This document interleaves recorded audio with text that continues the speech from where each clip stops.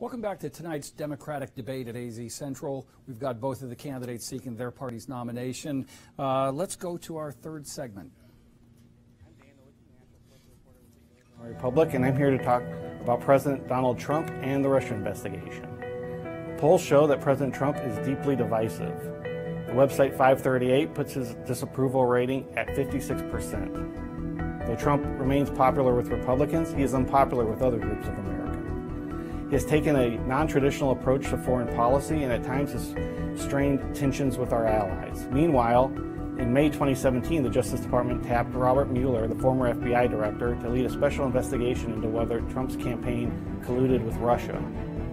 The probe so far has resulted in charges against former Trump associates Michael Flynn and Paul Manafort and shows no sign of slowing down anytime soon. Some Republicans say Mueller should wrap up the probe or that Trump should even consider firing him. But Democrats say that could be grounds for impeachment. Okay, let's start this segment. Dr. Tipirneni, I think we're starting with you. President Trump is broadly unpopular at home and abroad, but he is very popular in Arizona and especially in your district. Can you think of any significant areas where you have agreed with him in the past year on a policy basis that you think voters should consider? Well, you know, it's hard because he changes his mind a lot. And so when he spoke about protecting the Dreamers and addressing immigration reform with heart, that's something I absolutely agree with. As you know, he's flip-flopped on that issue, so it's really hard to stick to it. But that is an issue that I absolutely agree with. We should be treating that issue with heart, with morality, with empathy, as well as you know, within the legal standing.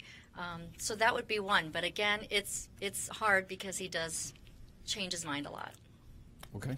Ms. Westbrook.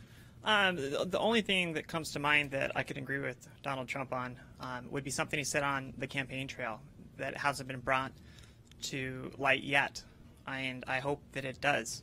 And that's the reinstatement of Glass-Steagall, the separation of investment banks and personal banks, because that alone, that bill protected us from the Great Recession.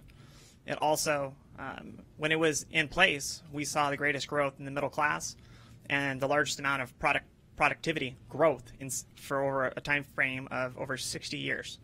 So hopefully he does champion that, because he did say it on the campaign trail. But currently, there's not much I can agree with. He's dividing our nation. He's gaslighting. So other than Glass-Steagall, no. Okay. Ms. Westbrook, we'll start with you on this one. There's been an increasingly partisan tone to any discussion about the special counsel's investigation of the White House, whether Robert Mueller is investigating worthwhile issues and how far it should go. Many Democrats talk openly about wanting to impeach the president. Do you think that Donald Trump should be impeached? If Donald Trump has worked with a foreign government and has committed treason, absolutely he should be impeached. He's already done some impeachable offenses. So what we decide as a nation, we need to decide together. Everybody needs to be on board because we're going to need to pass it through the House. So let's see what Robert Mueller brings out and let him do his job. Now, to be clear, you said he's already done some impeachable offenses. Does that mean if you go to Washington that would be a priority? You start with impeachment? Yeah, anything that he's done that is impeachable offense. Yeah, absolutely. Okay. Dr. Tipirneni. I think the argument or the controversy over special counsel Robert Mueller is essentially null and void. We know he's highly respected by Republicans and Democrats alike. He was in fact appointed by a Republican president and then kept in office by a Democratic president. And prior to this investigation, we know how many GOPers praised his integrity. And look, nobody's above the law. Even the president. The law applies to every single American. And if special counsel Mueller should come back with findings, and we should make sure that that investigation goes to its full fruition and not obstruct it in any way. But if he comes back with any findings that require action, I wholeheartedly support those actions. Okay. We'll go to our second wild card. This is for Dr. Tipirneni. You've worked with Virginia-based CSRA in healthcare division, in their healthcare division for several years. A biographical sketch for you says that you've done work that included working with the Susan Komen Foundation as part of all of that.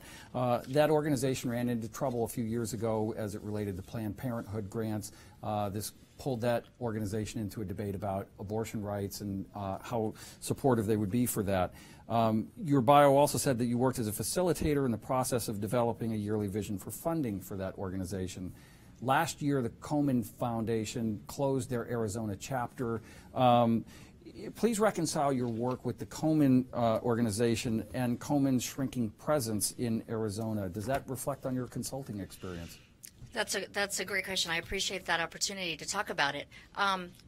When I worked on what I do with my work is I work with the organizations that want to fund that important cancer research with the researchers that are doing the very important work and make sure that that work is scientifically meritorious, and then we make sure it gets funded so we get the progress we need in cancer research.